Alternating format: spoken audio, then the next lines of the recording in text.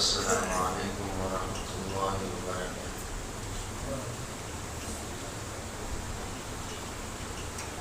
نحمده ونصلي على رسوله الكريم، أما بعد، قال الله تبارك وتعالى في القرآن المجيد والفرقان الحميد: أعوذ بالله من الشيطان الرجيم، بسم الله الرحمن الرحيم: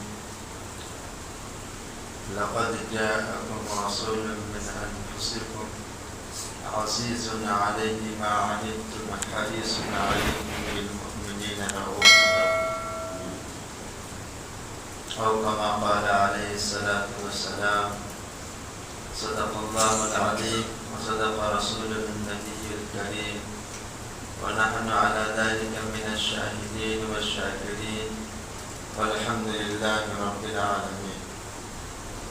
اللهم صل على محمد وعلى آل محمد كما صليت على إبراهيم وعلى آل إبراهيم إنك حميد مجيد۔ اللهم بارك على محمد وعلى آل محمد كما باركت على إبراهيم وعلى آل إبراهيم إنك حميد مجيد۔ میرے محترم عزیز دوستو،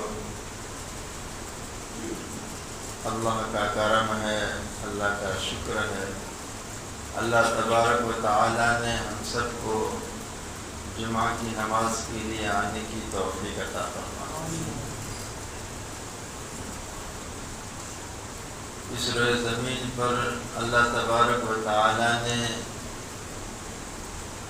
دو طرح کے انسان کو پیدا کیا ہے، ایک انسان اصلی ہے اور دوسرا نقلی ہے،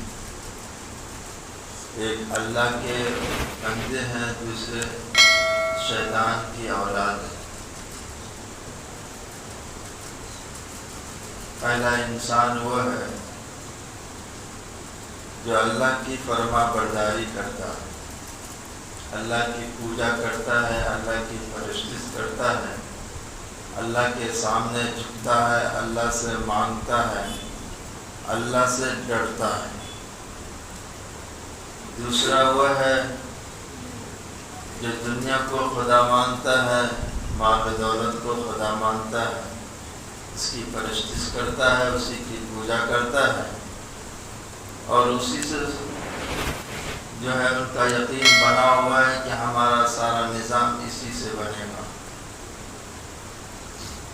یہ دو کیٹیگری کے انسان اس روئے زمین پر۔ لیکن میرے محترم بھائیوں اور بزرگوں دوستو، حضرت موسیٰ علیہ السلام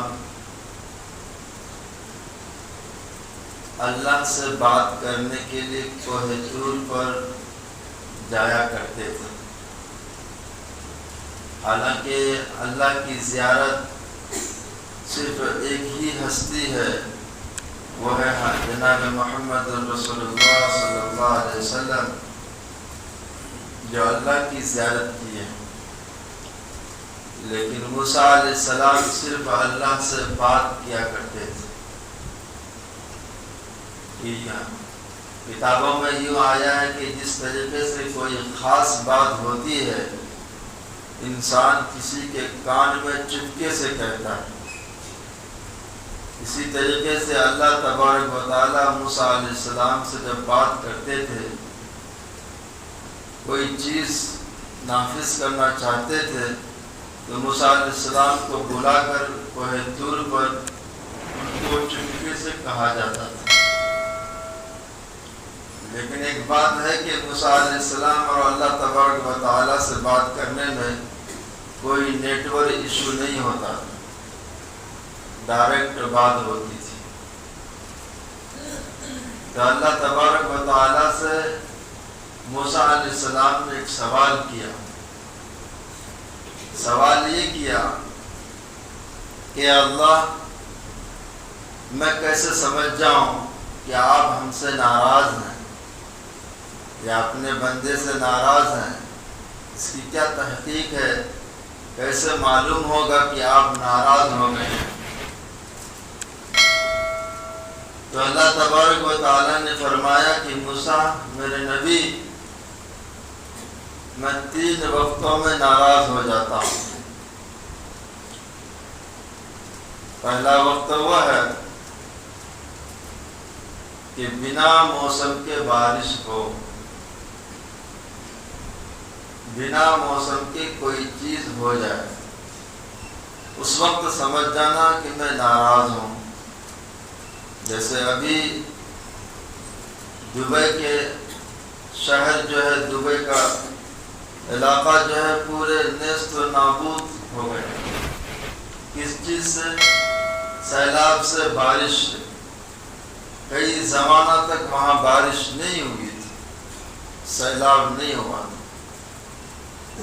اور صرف یہی نہیں ہے کہ ہمارے علاقے کے اندر بھی بنا موسم کا بارش ہو کر جو ہے کھیت کا جو ہے اناج کو برباد کر دیا ہو جاتا ہے، بہت سارے نقصان ہو جاتے ہیں، لیکن انسان کو احساس نہیں ہوتا ہے۔ تو سمجھ جاؤ کہ اللہ ناراض ہے۔ بنا موسم کا بارش ہو جانا، بنا موسم کا سیلاب آ جانا، بنا موسم کا جو ہے کوئی چیز ہو جانا، اس سے اللہ ناراض۔ دوسرا کہا کہ تمہارے اوپر ظالم مسلط ہو جانا۔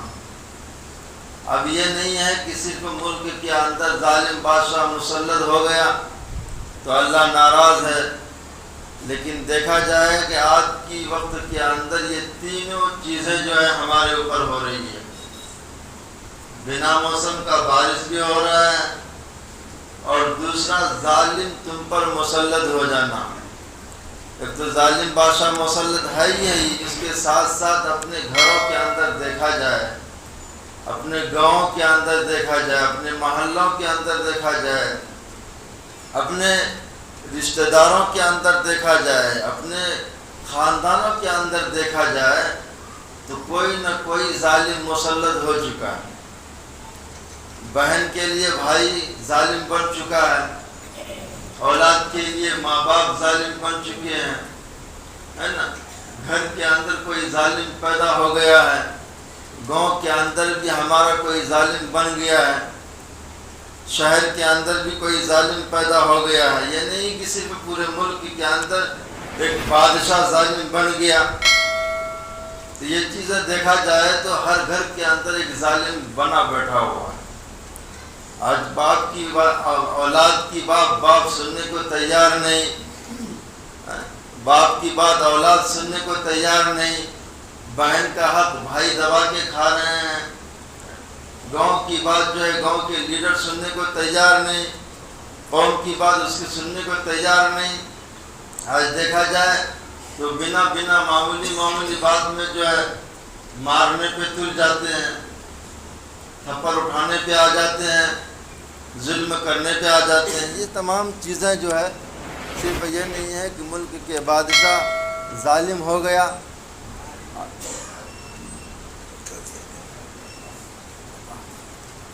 آواز چھوڑی۔ تو میرے محترم بھائیوں، بزرگوں، دوستوں، صرف ظالم بادشاہ ہو جانا اس سے نہیں، یہ تمام چیزیں جو ہے یہ اللہ کی ناراضگی ہے۔ تو سمجھ جاؤ اللہ ہم سے ناراض ہے۔ ایک تو بنا موسم کا بارش ہو جانا، اللہ ناراض۔ دوسرا ظالم بادشاہ مسلط ہونا، ظالم مسلط ہو جانا، اللہ ناراض۔ اور تیسرا کہا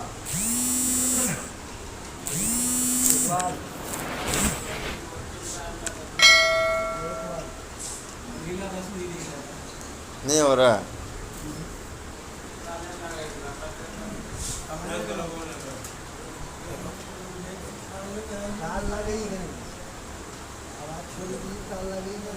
چلو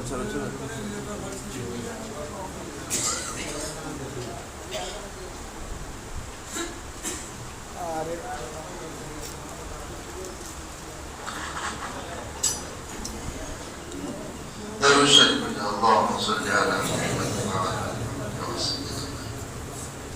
اللهم بارك على محمد وعلى آل محمد كما باركت على إبراهيم وعلى آل تیسرا جو ہے اللہ اس وقت ناراض ہوتے ہیں جب تمہارے اندر کوئی بخیل ہے، کوئی کنجوس ہے، اگر وہ مالدار ہو جائے،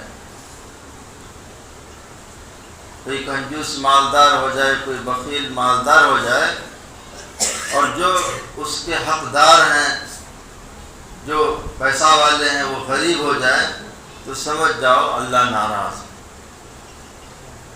تو آج دیکھا جائے یہ تینوں چیزیں جو ہے آج دنیا کے اندر ہو رہا ہے اور ہے۔ اب اللہ ہم سے ناراض ہے، اب کیا کیا جائے؟ اللہ کو راضی کیسے کیا جائے؟ آج کسی کو بتایا جائے، کہا جائے، کوئی سننے کو تیار نہیں ہے۔ ہر ایک جو ہے اپنی من کی زندگی گزارنے کو تیار ہے۔ اس لیے کہا گیا ایک اللہ کا فرما بردار اور ایک اللہ کا نافرمان۔ جو فرما بردار ہے وہ مسلمان، جو نافرمان وہ کافر۔ لیکن ہم چاہ رہے ہیں کہ نافرمانی کر کر بھی ہمارا نام مسلمانوں کی فہرست میں ہو، یہ کیسے ہو سکتا ہے؟ اللہ کی حکموں کو توڑ کر ہم زندگی گزاریں اور کہیں کہ ہم مسلمان ہیں۔ اس مسلمانوں کے اندر بھی بہت ساری کیٹیگری ہیں۔ پہلا کیٹیگری یہ ہے کہ انسان یہ سوچتا ہے کہ بس میں 5 وقت کی نماز پڑھ کر جو ہے بس میں سمجھ جاؤں میں اب جنت میں چلے جاؤں، میں اللہ کا فرما بردار بندہ بن چکا ہوں۔ صرف اتنے میں وہ ہے جو اپنے آپ کو مطمئن کر رہا ہے۔ تو اللہ ہم سے ناراض ہے، اس کو راضی کیسے کیا جائے؟ تو کتابوں میں یہ لکھا ہے کہ ان کے بھی 3 طریقے ہیں، ان کے بھی 3 طریقے ہیں۔ پہلا طریقہ یہ ہے کہ ہمیں اللہ سے ڈرنا ہوگا ہر حال میں۔ مثال کے طور پر کہ ہم جمعہ کی نماز پڑھ کر اگر باہر نکلیں گے تو جیب سے سب سے پہلے کیا چیز نکلے گا ہمارا؟ جمعہ کی نماز پڑھ کر مسجد سے جب باہر نکلیں گے سب سے پہلے جیب سے ہمارا کیا چیز نکلے گا؟ جس کے پاس موبائل ہے تو پہلے موبائل نکلے گا، اور موبائل نکلتے ہی ڈاٹا کو آن کرے گا۔ آن کرتے ہی جیسے ہی کوئی سوشل میڈیا اوپن کرے گا تو وہاں تو کوئی نہ کوئی ننگی ناچ نچے گی، کوئی برا تصویر آئے گا یا کچھ نہ کچھ تو آئے گا ہی۔ نہ ہم اس کو لائے ہیں، نہ ہم نے اس کی خواہش کی ہے، نہ ہم نے ان کو نکالا ہے، لیکن اوپن کرتے ہی یہ چیز آ جائے گی۔ لیکن ہم اتنا ڈر ہیں کہ ہم نکلنے کے بعد نہیں، موبائل جیب سے نکالیں گے تو اس میں غلط چیزیں تو آئے گی، گناہ یوں ہی کما رہے ہیں ہم۔ حالانکہ ہم نے اوپن کیا ہے لیکن ہم نے غلط چیزیں اوپن نہیں کیا ہے، غلط چیزیں دیکھنے کے لیے نہیں کیا ہے، لیکن خود بخود آ جائے گا ایڈورٹائز، ایسے گناہ ہوگا۔ اگر ہم یہ سوچیں کہ نہیں یہ غلط چیز ہے، ہم اللہ کے گھر سے نکلے ہیں تو ہم ابھی موبائل نہیں نکالیں گے، اس میں غلط چیزیں آ جاتی ہے فوراً، اس سے گناہ ہوگا۔ تو اللہ کی ڈر کر اگر اس چیز کو اوپن نہیں کیا، یہ بھی ایک اللہ کا ڈر ہے۔ جنگ احد میں اللہ کے نبی صلی اللہ علیہ وسلم جو حضرت سعد کے بارے میں فرمایا، دیکھو یہ کہاں ہے، اگر ملے تو میرا سلام کہنا۔ جب چاروں طرف ڈھونڈا گیا، دیکھا گیا، معلوم چلا میدان کے ایک کونے میں پڑے ہوئے ہیں اور خون سے لبریز ہیں، زخم سے لبریز ہیں، لیکن سانس چل رہی ہے، زبان چل رہی ہے۔ جب صحابی گئے ان سے کہا کہ یہاں پڑے ہو کہ اللہ کے نبی صلی اللہ علیہ وسلم جو ہے تمہیں سلام کہا۔ تو حضرت سعد نے 2 چیزیں کہی۔ پہلی چیز یہ کہ وعلیکم السلام، دوسری چیز کہا کہ دائیں جانب بائیں جانب آگے جانب پیچھے جانب جمع ہو کر کہا کہ اللہ کے نبی صلی اللہ علیہ وسلم سے تم محبت۔ تو میرے محترم بھائی بزرگ دوستوں، تو اللہ سے ڈرنے کا بہت سارے طریقے ہیں۔ اگر کوئی غلط کام کر رہے ہیں، اگر وہاں اللہ کی ڈر پیدا کر لیے کہ یہ غلط کام ہے، اس سے اللہ سے ڈرا جائے، تو وہاں بھی ایک اللہ کے ڈرنے کا یہ ہے۔ بہت سارے گناہ جو ہم کر لیتے ہیں، اور دوسری چیز یہ ہے کہ ہم نبی صلی اللہ علیہ وسلم سے محبت کریں، محبت کرنے کے بعد اللہ کے نبی صلی اللہ علیہ وسلم پر درود پڑھیں، اور تیسری چیز یہ ہے کہ ہم بھی 24 گھنٹے کے اندر، آج دیکھا جائے لوگوں کے اندر رونے کی صفت ختم ہو چکی ہے. یہ اس وقت روتا ہے جب گھر کے اندر کوئی مصیبت اور آفت آ جاتی ہے. آج اللہ کے سامنے کوئی نہیں روتا ہے، کسی کی بھی آنسو نہیں ہوتا ہے آتے ہیں. یہ صفت ہمارے اندر سے ختم ہو چکی ہے. لاحق مجبوری آ گئی، آفت آ گئی، گھر جل گیا، گھر لٹ گیا، اس وقت ہمارے آنکھوں میں آنسو آتی ہے، یا کوئی گزر گیا اس وقت آنسو آتی ہے. اس کے علاوہ دیکھا جائے زندگی میں کبھی بھی ہمارے آنکھ سے آنسو نہیں آئے. تو اپنے اندر رونے کی صفت بنائیں، اللہ کے سامنے رونے کی صفت پیدا کریں. ایک تو اللہ کا ڈر، دوسرا نبی صلی اللہ علیہ وسلم سے محبت، اور تیسرا رونے والا صفت. یہ 3 چیزیں پیدا کریں. اللہ کے نبی صلی اللہ علیہ وسلم فرمائے کہ تم مجھ سے محبت کرو اور مجھ پر درود پڑھو، اور تیسری چیز کا کہ اللہ کا جو حکم ہے 5 وقت کا نماز، اس کو اہتمام کے ساتھ پڑھو.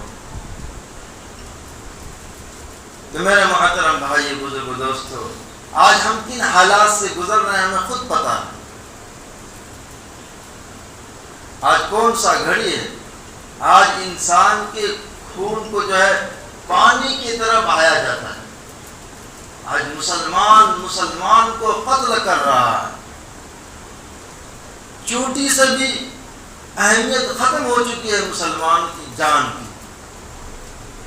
آج انسان باہر نکلنے سے ڈرتا ہے، اپنے بھائی کے بھی ڈر سے کہ بھائی نہ قتل کر، اپنے پڑوس کے ڈر سے گھر سے نکلنے میں ڈرتا ہے. کیوں؟ اللہ کا ڈر اپنے اندر سے ختم کر کے غیر اللہ کا ڈر، مخلوق کا ڈر اپنے اندر ہم نے پیدا کر لیا. آج اگر اللہ کا ڈر اپنے اندر پیدا کرتے تو آج دنیا کے اندر ہم کسی سے نہیں ڈرتے. تو صحابہ کے اندر جب وہ ایمان لے آتے تھے تو اس کو اور کچھ نہیں سوچتا تھا.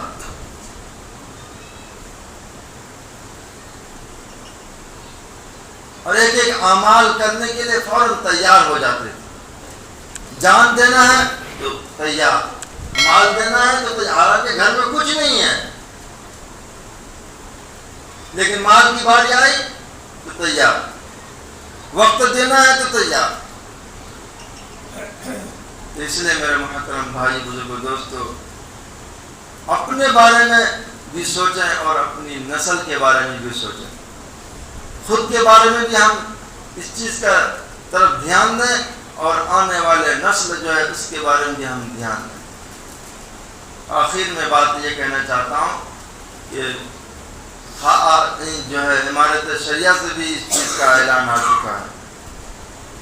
علماء لوگ کہتے کہتے تھک گئے.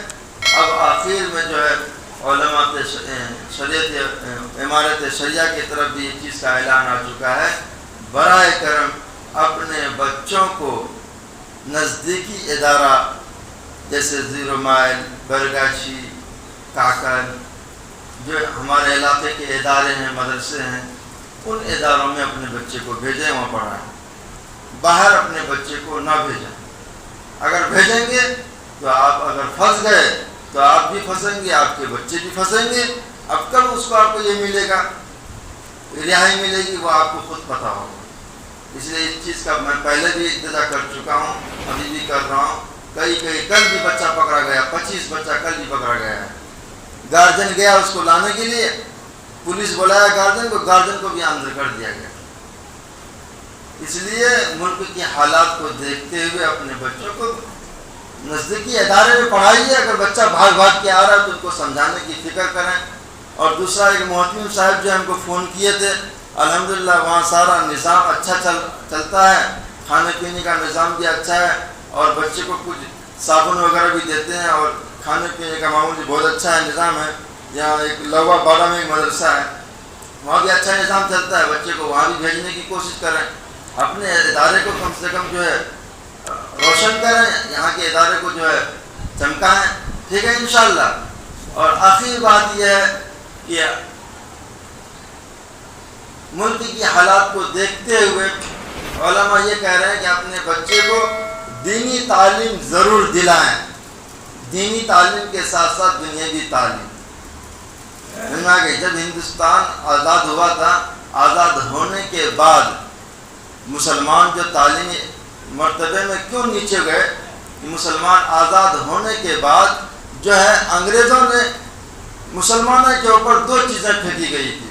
پہلی چیز یہ ہے کہ ان کے اوپر ایک نشہ پھینکا گیا تھا کہ یہ نشے میں چور ہو جائے، سمجھا؟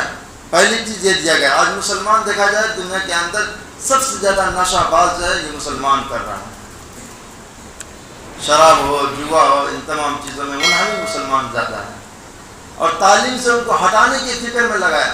اور دوسری چیز یہ کیا کہ مدرسوں کے اندر دینی تعلیم کے ساتھ ساتھ دنیاوی تعلیم کو جو داخل کیا، تو اس وقت کے لوگوں نے دینی تعلیم کو تو لے لیے، لیکن دنیاوی تعلیم نہ لینے کی وجہ سے آہستہ آہستہ دینی تعلیم بھی ختم ہونا شروع ہو گیا۔ تو ہم کوشش یہ کریں کہ دینی تعلیم پہلے ہو، دنیاوی تعلیم بعد میں ہو، ٹھیک ہے انشاءاللہ۔ سنت پر لے بھائی، سنت نہ پڑھیں، اللہ عمل کی توفیق عطا کرے۔